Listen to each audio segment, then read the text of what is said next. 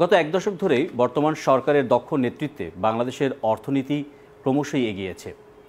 বিশ্ব অর্থনীতিতেও বাংলাদেশ একটি ভালো জায়গা দখল করে নিয়েছে। আমরা দেখেছি যে অন্যান্য দেশের তুলনায় বাংলাদেশের জিডিপিও একটি সম্মানজনক অবস্থায় পৌঁছেছে। এরই মাঝে এসেছে করোনার ছোবল। সেই ছোবলে বাংলাদেশের অর্থনীতি ঠিক কী অবস্থায় রয়েছে, ব্যাংকিং সেক্টরে এর কেমন প্রভাব পড়েছে তা জানতেই আমরা আজকে এই নতুন অনুষ্ঠান আমার অর্থনীতিতে অতিথি হিসেবে আমন্ত্রণ জানিয়েছি সোনালী ব্যাংকের সম্মানিত সিইও ও ব্যবস্থাপনা পরিচালক আতাউর রহমান প্রধানকে। আতাউর রহমান প্রধান, আপনাকে স্বাগত আমাদের এই অনুষ্ঠানে অংশগ্রহণের জন্য। আমরা শুরুতেই যেতে চাই, আমরা দেখেছি যে গত কয়েক বছর ধরেই সোনালী ব্যাংক ধারাবাহিকভাবে ভালো করেছে। গত বছরে যদি আমরা দেখি যে পরিচালন ব্যয় প্রায় 1700 কোটি টাকার উপরে ছিল। বর্তমান যে করোনার যে প্রভাব, সেখানে আপনারা কি মনে করছেন সামনের দিনগুলোতে এর কি কোনো প্রভাব পড়বে? এটা টোটাল ব্যাংকিং পিকচারই হবে, সবাই ক্ষতিগ্রস্ত হবে বলবো না, যে লাভের পরিচালনা মুনাফার অংশ একটা কমে যাবে। কারণটা আমি বলছিলাম যে সরকার যেহেতু গ্রাহকদেরকে সুবিধা দেওয়ার জন্য 2 মাসের একটা সুদের কিস্তিটাকে বন্ধ রেখেছে, আমরাও আমাদের গ্রাহকদেরকে একটু কমফোর্টেবল রাখার জন্য অনেকগুলো ঋণের কিস্তি আমরা পত্র বন্ধ করেছি। ফলে এইখান থেকে যে ইনকামগুলো আসার কথা, সেই ইনকামগুলো এবছরে অ্যাড হবে না। একই সাথে যে সমস্ত ঋণের কিস্তি ডিউ হয়েছে কিন্তু ব্যবসায়ীরা যেহেতু ব্যবসা করতে পারবেন না বা পারছেন না, আমরা এটাও অনুধাবন করেছি। ফলে তাদেরও কিস্তিগুলোকে আমরা রেকর্ড করে দিচ্ছি, সো দ্যাট এবছরে হয়তো যে ইনফ্লোটা হওয়ার কথা সেই ইনফ্লোটা হয়তো হবে না। ফলে পরিচালনা মুনাফা গত বছরের তুলনায় অবশ্যই কমবে, তবে আমরা চেষ্টা করছি এটাকে কাটিয়ে উঠতে। কিভাবে কাটিয়ে উঠা যায়, এটা এর মানে এই নয় যে অন্যের উপরে প্রেশার দিয়ে আমরা অর্থ আদায় করে পরিচালনা মুনাফা এক কোনো অর্থে আমরা কিছু ক্ষেত্রে কস্ট কাটব। আমরা ধরেন যে আগে ফরেন ট্রেনিং করতাম, সেটা হতে পারে কম করাবো। আমরা আগে যে প্রিন্টিং ম্যাটেরিয়াল যতগুলো ইউজ করতাম সেটা হতে কম করবো। আমাদের আগে ট্রাভেলিং কস্ট যেটা হতো সেটা হতে আমরা কমিয়ে আনবো। এইভাবে আমাদের কিছু কস্ট আমরা কার্টন করবো। অন দ্য আদার হ্যান্ড, মানুষ যেন ব্যাংকে না এসেও সার্ভিসটা পায় সেই চেষ্টাটা করা হচ্ছে। তো এইভাবে আমি মনে করি যে পরিচালনা মুনাফা কমলেও হয়তো ওইভাবে কমবে না যেটা আমরা ভাবছি। আমরা দেখেছি যে গত বছরের যে পরিসংখ্যান, সেখানে ক্লাসিফাইড লোন দেখেছি যে 19%। আপনি ঠিক করোনা সংক্রমণের কিছুদিন আগেও একটি সভায় বলেছিলেন যে এই লোনটি একক ঘরে নামিয়ে আনবার একটি প্রত্যয় ব্যক্ত করেছিলেন।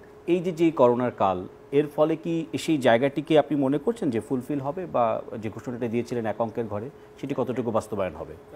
গত বছরে আমরা আমাদের পুরো টিম কাজ করে 26 আমাদের ছিল ক্লাসিফাইড ঋণের হার ছিল প্রায় 26.something, সেটা কিন্তু কমিয়ে আমরা 19-এর ঘরে 18.76 ঘরে এসেছি। এবং আমরা ওইটা যখন করতে পেরেছি তখন আমাদের একটা ধারণা হয়েছে যে আমরা চেষ্টা করলে পরে এই বছরে আমরা সিঙ্গেল ডিজিটে যেতে পারবো। এবং এর মধ্যেই সরকার একটি ভালো প্রণোদনা ঘোষণা করেছিল, যারা দীর্ঘদিন এই অনিচ্ছাকৃত খেলাপি তাদেরকে একটা সুবিধা দেওয়া হয়েছিল, 2% ডাউন পেমেন্ট দিয়ে রেগুলার করা। এবং আমরা যখন এই সিদ্ধান্তটা পেলাম তখন কাজ করে কিন্তু আমরা অনেক এগিয়েছি। মানে আমার প্রায় 3,500-4 হাজার ঋণ গ্রহীতা ঋণকে আমরা কিন্তু রেগুলার করেছি। তো ওইটাকে বেচ করে আমাদের ধারণা এটাও হয়েছে যে ইনশাল্লাহ আমরা যেটা চিন্তা করেছি সিঙ্গেল ডিজিটে যাওয়ার, হয়তো সিঙ্গেল ডিজিটে আমরা যেতে পারতাম। বাট করোনা পরবর্তীতে এখন দেখা যাচ্ছে যে অনেকেই যেহেতু রেগুলার ফরওয়ার্ডই ঋণ পরিশোধ করতে পারবে না, অনেকের কিস্তিকে আমরাই ডিফার্ট করে দিয়েছি। ফলে হয়তো বা ডিফিকাল্ট হবে, চেষ্টা আমরা করছি, বাট ডিফিকাল্ট হবে সিঙ্গেল ডিজিটে ফিরে আসা। আমরা দেখছি যে করোনার কারণে জুন পর্যন্ত খেলাফ ঋণ আদায় এবং নিয়মিত ঋণের যে কিস্তি আদায়, সেখানে নানা বিধিনিষেধ রয়েছে। এর ফলে কি মনে করছেন যে ব্যাংকগুলোতে তারল্য সংকট সৃষ্টি হতে পারে? তারল্য সংকট, ওইটা আমি মনে করি যে তারল্য সংকট হবে না। আমি ডেফিনেটলি অ্যাপ্রিসিয়েট করবো বাংলাদেশ ব্যাংকে, যে বাংলাদেশ ব্যাংক বেশ কিছু যুগোপযোগী সিদ্ধান্ত নিয়েছে। আমি যদি বলি যে 1 লাখ কোটি টাকার যে প্রণোদনা সরকার ঘোষণা করেছে, এখান থেকে যখন 1000 কোটি টাকার কথা বলা হলো তখন ধরে নেওয়া হলো যে এই টাকাটা কোথেকে আসবে। কিন্তু বাংলাদেশ ব্যাংক যে ব্যাখ্যাগুলো দিয়েছে, তাদের যে 1000 কোটি টাকার মধ্যে 50% টাকা তারাই আমাদেরকে তারাই সাপ্লাই করবে। কাজে যে সংকটটা হবে সেই সংকটটা অ্যাটলিস্ট কিছু পোর্শন বাংলাদেশ ব্যাংক নিজেই যখন এটাকে সরবরাহ করবে, কাজে এই সংকটটা হবে না। On the other hand Bangladesh bank CRR এবং এসএলআর এই দুটোও কিন্তু ইয়েতে কমিয়ে দিয়েছে। এই দুটো কমিয়ে দেওয়াতে হয়েছে কি ব্যাংকগুলো নিজেদের তারল্য যে ইয়েটা সক্ষমতাটা এটা কিন্তু বেড়ে গেছে, বেশ কিছু বেড়ে গেছে। যদি আমি সোনালী ব্যাংকের কথাই বলি যে রাতারাতি ওই পার্সেন্টেজ ঘোষণা করার জন্য প্রায় 700 কোটি টাকা 800 কোটি টাকার মতো 1000 কোটি টাকার ঊর্ধ্বে আমাদের ইয়ে চলে আসছে, তার বেড়ে গেছে। গতকাল বাংলাদেশ ব্যাংক যে সার্কুলারটা করেছে যেটা হলো যে রিপোর্টটাকে 28 দিনের জায়গায় 360 দিনে নিয়ে গেছে, এই সাপোর্টটা দেওয়ার পরে এইটাতে আমার আর মনে হয় না যে আগামীতে কোনো ব্যাংক কোনো তারল্য সম্পর্কে থাকবে। আমরা দেখছি যে কেন্দ্রীয় ব্যাংক বলছে যে বাজারে ব্যাংকগুলোতে প্রায় 9 লাখ কোটি টাকার উপরে ঋণ রয়েছে। যদি 2 মাসের সুদ স্থগিত থাকে তাহলে তাদের এবিবি যেটা বলছে যে আপনার ক্ষতির পরিমাণ প্রায় 14,000 কোটি টাকা। এই বিষয়টিকে আপনি কিভাবে? এই বছরে হয়তো যে লাভটা করতো সেই লাভের উপরে প্রেশারটা পড়বে, হয়তো এত 14,000 কোটি টাকা যে কথাটা বলেছে এটা অ্যাকাউন্টিং ফিগারটা আমি ঠিক ওই অ্যাকুরেসিটা বলতে পারবো না, বাট বিগত বছরে যে মুনাফা হয়েছে তার চেয়ে এবারে অবশ্যই কম মুনাফা হবে। দুটো কারণ আমি বলতে পারি। আমাদের রাষ্ট্রায়ত্ত ব্যাংকগুলো একটা কারণে অনেক এগিয়ে আছে, কেননা 9% ইন্টারেস্টের রেটটা আমরা গত বছর থেকে বাস্তবায়ন করেছি। Other than state owned bank, private ব্যাংকগুলো এবছরে এপ্রিল থেকে এটা বাস্তবায়ন করছে। তার মানে গত বছর ওরা যে ইনকামটা করেছিল তার চেয়ে 9% যখন করবে তখন স্বাভাবিকভাবে একটা তাদের আয়ের মধ্যে একটা বিরূপ প্রভাব আসবে, মানে আগের বছরে যে প্রফিট করছে তার চেয়ে প্রফিটটা এরকম।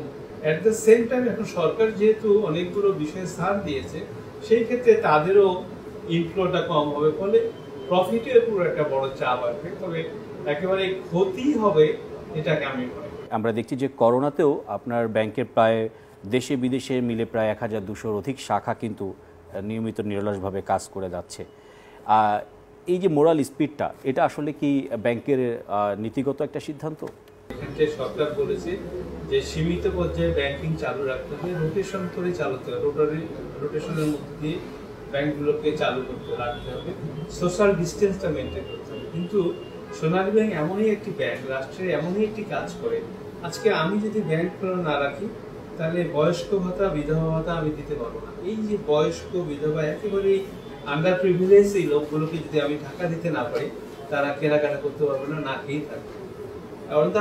যারা রিটায়ার করেছে একমাত্র তার পেনশনটাই হলো তার সম্পদ। আমি তার জন্য যদি ডেস্কটা ওপেন না করি সে পেনশন পাবে না, পেনশন না পেলে সে চলবে কি করে? আপনি যদি ওটাও বাদ দেন, যারা আজকে মাঠে doctor, nurse, police, BDR, RAB এরা কাজ করছে, মাসের প্রথম তারিখে যদি আমি তাদের বেতনটা না দিই তাহলে তারা কিভাবে চলবে? সো দ্যাট এগুলোকে সব যদি আমি বিবেচনা করি তাহলে সরকারের সবগুলো কাজকেই করতে গেলে আমি ব্যাংকে আসতে হবে। সীমিত সময়ের জন্য আমাকে আসতে বলা হয়েছে, কিন্তু আমি যখন ব্যাংকে আসি, গ্রাহক যখন সব চলে আসে তখন সব গ্রাহককে স্যাটিসফাই না করে ফিরতে পারি না। কাজে সীমিত সময়ের কথা বলা হলেও আমি কিন্তু পুরো সময় মিলে কাজ করে আমার গ্রাহক সেবাটা দিচ্ছি। আমরা যেটা করছি, সরকার যেটা বলছে স্বাস্থ্যবিধি মেনে চলা, but this is very difficult, specially for Sonali bank. গ্রাহক এত আসে যে গ্রাহকদেরকে ওই বিধি মেনে চলা খুবই কষ্টকর হয়। যেটা আমরা করেছি যে গ্রাহকদের হ্যান্ড স্যানিটাইজার দিয়েছি, তাদের হাত ধুয়ে ব্যাংকে ঢোকানোর জন্য, তাদের থার্মাল স্ক্যানার দিয়ে তাদের টেম্পারেচারটা দেখা হচ্ছে।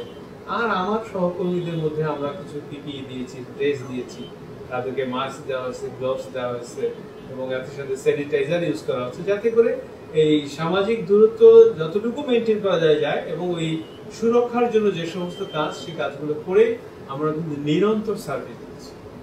আমরা সামাজিক দূরত্বের কথা বলছিলাম যে সামাজিক দূরত্ব বজায় রেখে ব্যাংকিং সার্ভিস সেবাটা দেওয়াটাকে একটা চ্যালেঞ্জ মনে করেন কিনা, সেক্ষেত্রে সোনালী ব্যাংক কি আরও কিছু ইনোভেশন যুক্ত করতে যাচ্ছে যাতে সেফ ব্যাংকিংটা দেওয়া যায়?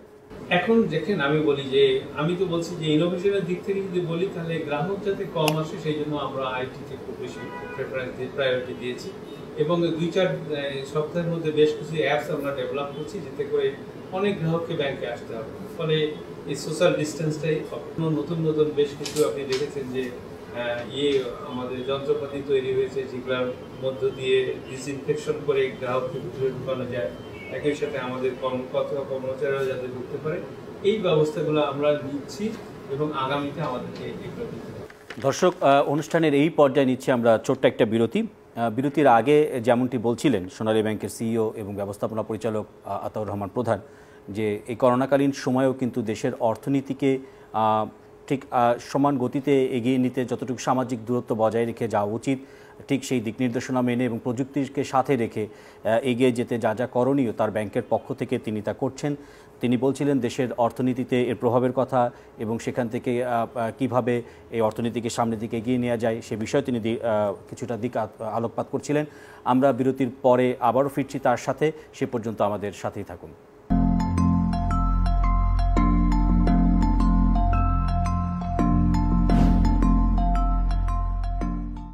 বিরতি থেকে ফিরে আবার স্বাগত চ্যানেল 9-এর এই আমার অর্থনীতি বিষয়ক অনুষ্ঠানে। আজ আমাদের সাথে অতিথি হিসেবে রয়েছেন সোনালী ব্যাংকের সম্মানিত সিইও ও ব্যবস্থাপনা পরিচালক আতাউর রহমান প্রধান। আমরা মাননীয় ব্যবস্থাপনা পরিচালক সোনালী ব্যাংকের, আমরা আপনার কাছে যেটি এবার জানতে চাই, সরকার একটি প্রণোদনা প্যাকেজ ঘোষণা করেছে। বাংলাদেশ ব্যাংক থেকেও কিছু আপনাদের নির্দেশনা দেওয়া হয়েছে যে প্রণোদনা প্যাকেজটি কিভাবে এটা দেওয়া হবে। আপনারা কিভাবে এটিকে এই প্যাকেজটিকে কিভাবে বাস্তবায়ন করবেন বাংলাদেশ ব্যাংকের নিয়ম? এই অর্থটার যোগান তিনি স্যাংশন দিয়েছেন, এটার যোগান বাংলাদেশ ব্যাংক দিবে, অ্যাট দ্য সেম টাইম আমাদের ব্যাংক যারা আছে তারা যোগান দিবে, এবং এই বাস্তবায়নটা কত দ্রুত করতে পারবো সেটা একটা বিষয়। তো আমি যদি আপনাকে বলি যে আমরা শিল্প খাতের কথা যদি বলি, আপনারা জানেন যে বাংলাদেশ বিমান হলো বাংলাদেশের একটি ন্যাশনাল ক্যারিয়ার, এবং এই প্যাকেজ ঘোষণার পরে পরেই বাংলাদেশ বিমান আমাদের কাছে ওয়ারেন্ট করতে চেয়েছে, এবং আমরা এটাকে এত বেশি গুরুত্ব দিয়েছি, এই প্যাকেজ ঘোষণার 7 দিনের মধ্যেই তাদের আবেদন পেয়েছি, যাচাই বাছাই করেছি, এবং এই করোনাকালীন সময়ে যেখানে সীমিত ব্যাংকিং করতে বলা হয়েছে সেই ক্ষেত্রে আমাদের সকল লোক যারা এর সাথে সংশ্লিষ্ট ছিল তারা একত্রিত হয়ে মাত্র 7 দিনের মাথায় আমরা বাংলাদেশ ব্যাংককে 1000 কোটি টাকা ফাইন্যান্স করেছি। অ্যাট দ্য সেম টাইম আমরা এইখানে আমাদের যে স্টেক আছে সেটা বাংলাদেশ ব্যাংক আমাদেরকে, এটা তো ওই 30,000 কোটি টাকা কিন্তু শুধু সোনালী ব্যাংক না, অনেকগুলো ব্যাংকের মধ্যে ভাগ করে দেওয়া আছে, কার কতটুকু রেশিও, সেই অনুযায়ী আমরা 1600 কোটি টাকার মতো পেয়েছি বাংলাদেশ ব্যাংক থেকে। তার মধ্যে 1000 crore টাকা আমরা দিয়েছি, আরো বাকি 600 কোটি টাকা ঋণ বিতরণের জন্য আমাদের কাছে অলরেডি প্রস্তাব এসেছে, 15-16টা প্রস্তাব এসেছে, আমরা এগুলো যাচাই বাছাই করছি। যদিও এখানে টাইম ফ্রেম ওইভাবে নাই, তবে যত দ্রুত দেয়া যায় সেই লক্ষ্যে আমরা কিন্তু কাজ করছি। একই সাথে কর্মচারীদের বেতনের যে বিষয়টা আছে 5000 কোটি টাকা, এটারও বেশ কিছু গ্রাহক আমাদের কাছে আবেদন করেছে, আবেদনগুলো করার সাথে সাথে আমরা বাংলাদেশ ব্যাংকে পাঠিয়েছি এবং তাদের কাছ থেকে আমরা অ্যালোকেশনটাও নিয়েছি, এবং অলরেডি এটা ডিসবার্স করা শুরু হয়েছে। সরকার একটা জায়গায় গুরুত্ব দিয়েছে কৃষি ঋণ, কৃষি ঋণের ক্ষেত্রে 5000 কোটি টাকা এখন প্রণোদনা দিয়েছে সরকার, এর মধ্যে বোধহয় 250-300 কোটি টাকা আমরা নতুন করে বাংলাদেশ ব্যাংক থেকে পেয়েছি। একই সাথে আমাদেরও আগেরই বাজেট ছিল প্রায় 800-1000 কোটি টাকা।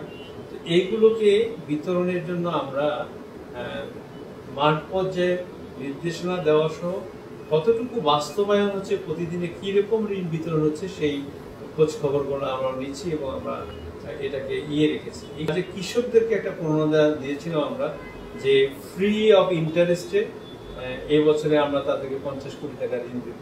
কাদেরকে দেব? যে সমস্ত কৃষক একেবারেই প্রতি বছরে ঋণ নিয়ে যথাসময়ে পরিশোধ করেছে, তাদেরকে আমরা 50 কোটি টাকা ঋণ ফ্রি অফ ইন্টারেস্টে দেওয়ার জন্য আমরা একটা অ্যালোকেশন দিয়েছি। আমরা দেখেছি যে গার্মেন্টসের পাশাপাশি ক্ষুদ্র, মাঝারি ও ভারী শিল্পে সোনালী ব্যাংকের একটি বড় অবদান রয়েছে অগ্রসর মানে। এইসব শিল্পগুলোতে প্রণোদনা দেওয়ার ক্ষেত্রে সোনালী ব্যাংক কি ধরনের বিবেচনা করবে বা কি ধরনের সিদ্ধান্ত নেবে? না, একই কথা আমি বলবো যে বড় শিল্প বলতে তো বিমান একটা বড় শিল্প, বিমান ক্ষেত্রে আমরা প্রায় 1000 কোটি টাকা দেব। এছাড়াও আমাদের গার্মেন্টস থেকে শুরু করে অনেক মানে টেক্সটাইল সেক্টরে, কেমিক্যাল সেক্টরে, এবং টু সাম এক্সটেন্ট লেদার সেক্টরে আমাদের বেশ কিছু ফাইন্যান্স আছে, এবং বেশ কিছু ক্ষেত্রে আমাদের পাওয়ার জেনারেশনের ক্ষেত্রেও আমাদের কিছু ফাইন্যান্স আছে। সো দ্যাট এই ইন্ডাস্ট্রি অ্যাজ এ হোল যারা ক্ষতিগ্রস্ত হচ্ছে বা যে সমস্ত ইন্ডাস্ট্রি রানিং আছে তাদের জন্য যে প্রণোদনাটা সরকার ঘোষণা করেছে, এটা তাদের জন্য যে প্রাপ্যটা, আমরা প্রাপ্যের অংশটা বাংলাদেশ ব্যাংক থেকে অলরেডি পেয়েছি, এবং আমাদের যাদের গ্রাহক তাদের কাছ থেকে আমরা আবেদন চেয়েছি, তারা আবেদনও করেছে। এই কাজগুলো চলমান আছে, এটা হয়তো যাদের যতটুকু প্রাপ্য তারা সেটা। ভারী শিল্পের ক্ষেত্রে কি একই? হ্যাঁ, ভারী শিল্পের ক্ষেত্রে একই কথা। কিন্তু এখানে একটা জায়গায় আমি আসতে চাই, একটা নতুন কিছু শিল্প উদ্যোক্তা আছে যারা হয়তো দেখা গেল যে আমাদের সাথে নাই, একটা নতুন শিল্প উদ্যোক্তা যারা আমাদের সাথে নাই, তাদের বিষয়ে কি হবে? তো আমাদের একটা ধারণা, যারা এই শিল্প উদ্যোগ নিয়েছেন, ব্যবসা করছেন, তারা কোনো না কোনো ব্যাংকের সাথে আছে। তারা যদি সেই সমস্ত ব্যাংকে গিয়ে তাদের অনুমোদন দাবি করে, আমার মনে হয় যে সেটা পাবে। পাশাপাশি রয়েছে এসএমই রয়েছে, কুটির শিল্প রয়েছে, ক্ষুদ্র ঋণ ভিত্তিক যেসব জায়গায় রয়েছে সেসব জায়গায় কি প্রণোদনা? ক্ষুদ্র ঋণে আমাদের যে বাজেট, আমরা কিন্তু এই সমস্ত ঋণ অনেক সময় নিজেরা করি, আবার অনেক সময় এনজিওদের মাধ্যমে কিন্তু বেশ কিছু বাস্তবায়ন করি। এই ব্যাংকের 1222টি শাখার মধ্যে বেশিরভাগই হলো গ্রামীণ শাখা। ফলে গ্রামীণ যে শাখাগুলো, এরা কিন্তু বড় কোনো ইন্ডাস্ট্রিয়াল লোন ডিল করে না। এরা করে কি, যে ক্ষুদ্র, কুটির, মাইক্রো, এই ক্রেডিটগুলোই ডিল করে। সো ওদের প্রতিটা ব্রাঞ্চেই এখন সজাগ আছে এই মাইক্রো ক্রেডিটগুলো যাতে সচল থাকে এবং নতুন করে ফাইন্যান্সগুলো যাতে দেয়া যায় বাংলাদেশ ব্যাংকের নির্দেশনার আলোকে, গাইডলাইনের আলোকে। সেই নির্দেশনাগুলো দেওয়া হয়েছে এবং এটা টাইম টু টাইম আমরা মনিটর করছি। আমরা দেখেছি যে বড় শিল্প এবং সেবা খাতে বাংলাদেশ ব্যাংক একটি নির্দেশনা জারি করেছে, সেটি হচ্ছে ক্রেডিট রেটিং ছাড়াই আপনার ঋণ দেওয়া যাবে। বাংলাদেশ ব্যাংকের এই নির্দেশনার ব্যাপারে আপনার মত? আমি একেবারেই বাংলাদেশ ব্যাংকের এই নির্দেশনার সাথে একবারই একমত। এখন কথা হলো যে আপনি ক্রেডিট রেটিং করতে যাবেন, ইট উইল টেক টাইম। আমার তো ওই সময় নেই, যে এখন ক্রেডিট রেটিং এজেন্সিগুলো অনেক সময় বন্ধ আছে, ওই তারাও লকডাউনের আওতায় আছে, তো তারা definitely they will take time. তো ওই সময় পর্যন্ত আমার ওয়েট করার প্রয়োজন নাই, কারণ একটা প্রজেক্টকে আমি প্রতিবারই তার ক্রেডিট রেটিং নিচ্ছি, আমি তার প্রিভিয়াস ট্র্যাক রেকর্ড দেখছি সে ভালো, এই বছরেই সে কিছুটা খারাপ হবে এটা আমি নিজে বুঝছি, যেহেতু ব্যবসা খারাপ।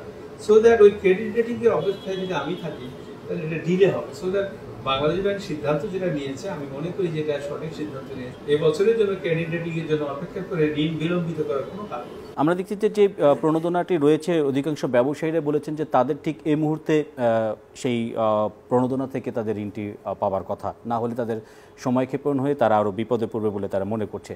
আপনি কিভাবে তাদের বক্তব্যকে বিশ্লেষণ? না, আমি তাদের সাথে, তাদের বক্তব্যের সাথে আমি সহমত পোষণ করি, যেহেতু তারা বলছেন যে প্রণোদনার যে টাকাটা দেওয়া হয়েছে, এটা সঠিক সময়ের মধ্যে না পেলে তারা ক্ষতিগ্রস্ত হবে, ডেফিনেটলি ক্ষতিগ্রস্ত হবে। কাজে এই জায়গায় কিন্তু আমার ওই গ্রাহক বলেন, ব্যবসায়ী বলেন, ওই আমার পার্টনার বলেন, ওদেরকেও কিন্তু এগিয়ে আসতে হবে। সরকার যেভাবে প্রণোদনা ঘোষণা করেছে, ইট ডাজ নট মিন যে আমি গেলাম আর নিলাম, কিছু ফর্মালিটিস তো আছে। আমি সেই ক্ষেত্রে উদ্যোক্তাদের অনুরোধ করবো যে ফর্মালিটিস গুলো করার কথা, সেগুলো করার বিষয়ে তারা যদি যত্নবান হন, তারা যদি দ্রুত সিদ্ধান্ত নেন, তাহলে পরে ব্যাংকারদের পক্ষ থেকে আমার মনে হয় না কোনো সমস্যা হবে তাদেরকে সহযোগিতা। সোনালী ব্যাংক বেশ কিছু সরকারি সেবা বিনামূল্যে দিয়ে যাচ্ছে, আপনি কি মনে করছেন যে এই সেবাটি অব্যাহত থাকবে করোনাকালীন সময় বা করোনা পরবর্তী সময়? We are always for the people. আমরা তো বলছি যে সরকারের 52-53টা সেবার মধ্যে 37টা সেবায় আমরা কোনো পয়সা নেই, কোনো পয়সা নেই না, আমরা দিই। তো স্বাভাবিক সময় যখন এই সেবাটা দিয়েছি, আর এই দুর্যোগকালীন সময় এটা দেবো না তা তো না, এটা আমরা কন্টিনিউ করবো। আমরা যদি করোনা উত্তরণের পথের কথাই যাই, সবাই সম্মিলিতভাবে চেষ্টা করছেন, সরকার চেষ্টা করছেন, মাননীয় প্রধানমন্ত্রীর দিক নির্দেশনা দিচ্ছেন, অর্থ মন্ত্রণালয় চেষ্টা করছেন, তার একটা পার্ট হিসেবে সোনালী ব্যাংক এই উত্তরণে ঠিক কিভাবে স্বপ্ন দেখছে যে তারা কিভাবে আগামী দিনগুলোকে এগিয়ে যাবে? হ্যাঁ, আমি এইটুকু বলতে চাই যে আমরা সোনালী ব্যাংক তথা ব্যাংকিং ইন্ডাস্ট্রি খুব আশাবাদী। কারণ হলো যে একটা ঝড় আসবে, ঝড় থেমে যাবে, আবার আমাদেরকে সেই ঝড় থেকে শুরু করতে হবে, সেই থেমে যাওয়া থেকে শুরু করতে হবে।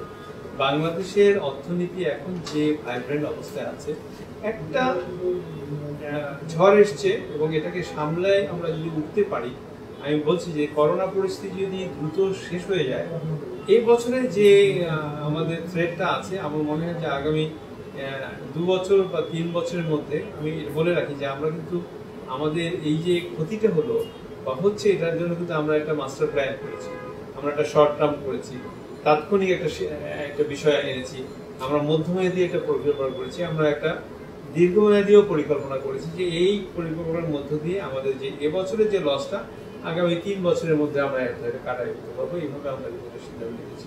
আন্তর্জাতিকভাবে যে রেটিং গুলো আসছে, যে অ্যাসেসমেন্ট গুলো আসছে, যে আগামী বছরে বাংলাদেশের প্রবৃদ্ধি কমে গেলেও আমরা আমেরিকার চেয়ে ভালো থাকবো, আমরা যুক্তরাজ্যের চেয়ে ভালো থাকবো, ওদের নেগেটিভ গ্রোথ হবে, আমাদের নেগেটিভ আমরা পজিটিভ থাকবো। কাজে এটা কখন অ্যাপ্রিহেন্ড করে, একটা ফিনান্সিয়াল সেক্টরে যদি ভালোভাবে কাজ করে, তখনই কিন্তু এই আন্তর্জাতিক সংস্থাগুলো এগুলো চিন্তা করে। তো আমরা banker as a whole, specially Sonali Bank, খুবই আশাবাদী যে করোনা পরিস্থিতি উত্তরণের জন্য আমরা যে পদক্ষেপগুলো নিয়েছি এবং সরকার যেভাবে আমাদের গাইডলাইন দিয়েছে তথা বাংলাদেশ ব্যাংক আমাদেরকে যেভাবে পরিচালিত করছে আর্থিক পজিশন সহ আমরা ইনশাআল্লাহ আগামী বছরই আমরা একটা ভালো জায়গায় আছি। আমরা জানি যে সোনালী ব্যাংক বঙ্গবন্ধু শেখ মুজিবুর রহমানের নাম দেয়া। আমরা দেখেছি যে তারই সুযোগ্য কন্যা প্রধানমন্ত্রী শেখ হাসিনা এই ব্যাংকিং সেক্টরে একটি বিপ্লব এনেছেন প্রযুক্তির ব্যবহারের মাধ্যমে। আপনারা এই যে মুজিব বর্ষ চলছে, এই মুজিব বর্ষে এই প্রযুক্তির উৎকর্ষ আরও কিভাবে আপনারা ঘটাবেন আপনাদের সেবার মাধ্যমে? জাতির জনক বঙ্গবন্ধু শেখ মুজিবের কিন্তু এই সোনালী ব্যাংকের নাম নিজ হাতে দেয়া এবং তিনি সোনালী কথাটাকে যে আমি রিলেট করি তাহলে এইভাবে বলা যায় যে সোনালী আঁশ প্রেফার করেছেন, সোনার মানুষ, সোনার বাংলাদেশ, সোনালী ব্যাংক, এগুলোকে যদি আপনি সিনক্রোনাইজ করে দেখবেন যে সোনালী ব্যাংকের একটা মর্যাদাকে উনি অন্যভাবে মর্যাদা, তার প্রত্যাশাও অনেক বেশি এই সোনালী ব্যাংকের প্রতি। তো আমরাও প্রতিশ্রুতিবদ্ধ যে জাতির জনকের এই জন্মশতবার্ষিকীতে আমরা যে সমস্ত পদক্ষেপ নিয়েছি, আমরা আইটিতে শীর্ষে যেতে চাই। ব্যাংকিং প্রাইভেট ব্যাংকগুলোর কথা যদি আমি ছেড়ে দিই, আমাদের স্টেট ওন ব্যাংকগুলো এখনো আইটিতে আমরা ওই সক্ষমতার জায়গায় যাইনি। তবে এই বছরকে আমরা সামনে নিয়েছি যে আমরা আইটির সক্ষমতা অর্জন করব, মানুষের ঘরে ঘরে কিভাবে ব্যাংকিং সার্ভিস দেওয়া যায় সেটার কাজ আমরা করছি। অলরেডি আমাদের এজেন্ট ব্যাংকিংয়ের লাইসেন্স আমরা বাংলাদেশ ব্যাংকে পেয়েছি, এটার উপরেও আমরা কাজ করছি এবং এজেন্ট ব্যাংকিংয়ের কাজটা আমরা এই বছরই শুরু করব। তো জাতির জনকের দেয় সোনালী ব্যাংক, এটা শুধু প্রফিট করাটাই আমাদের যেহেতু মূল লক্ষ্য না, আমরা চাই জনগণকে সাথে নিয়ে একটা অর্থনীতির ভিত্তি যাতে সুদৃঢ় হয় এবং যার নেতৃত্বে আমাদের জাতির জনক বঙ্গবন্ধু যোগ্য কন্যা যিনি আমাদেরকে নেতৃত্ব দিচ্ছেন এবং সঠিকভাবে দিচ্ছেন, এবং এটার যদি আমরা তার নেতৃত্বে আস্থাশীল থেকে যদি বাস্তবায়ন করতে পারি, জাতির জনকের দেখা সোনার বাংলা হতে আর দেরি হবে, অনেকটাই আমরা করে ফেলেছি ইনশাআল্লাহ। ধন্যবাদ সোনালী ব্যাংকের সম্মানিত সিইও ব্যবস্থাপনা পরিচালক আতাউর রহমান প্রধান আমাদের সাথে এই আলোচনা অনুষ্ঠানে এত সময় যুক্ত থাকবার জন্য। দর্শক শুনছিলেন, তিনি বেশ আশার কথাই বলছিলেন, বৈশ্বিক উদাহরণের কথা বলছিলেন যে যেখানে যুক্তরাষ্ট্র এবং যুক্তরাজ্যে আগামীতে ঋণাত্মক অর্থনীতির কথা বলা হচ্ছে, সেখানে বাংলাদেশের অবস্থান কিন্তু সুদৃঢ়। আমরা সেখানেও আমরা জিডিপিতে 5 কিংবা 6-এর কাছাকাছি থাকব। বলাই যেতে পারে যে বাংলাদেশের প্রধানমন্ত্রী শেখ হাসিনা তার সুদক্ষ নেতৃত্বে যেভাবে অর্থনীতির গতিকে তিনি এগিয়ে নিয়ে যাচ্ছেন, তারই একটা অংশ হিসেবে সোনালী ব্যাংক তার জায়গায় থেকে প্রতিনিয়ত কাজ করে যাচ্ছেন। তাদের সুদক্ষ কর্মী যারা আছেন সেই পুরোটি নিয়েই প্রধানমন্ত্রীর এই যে ভিশন, প্রধানমন্ত্রীর এই যে অগ্রযাত্রা, সেই অগ্রযাত্রায় তারা সামিল হবেন। তাদের সেই আশা, আমরাও সেই আশার সাথে একমত হতে চাই। সেই আশা রেখে আমরা আজকের মতো এখানেই বিদায় চাইছি।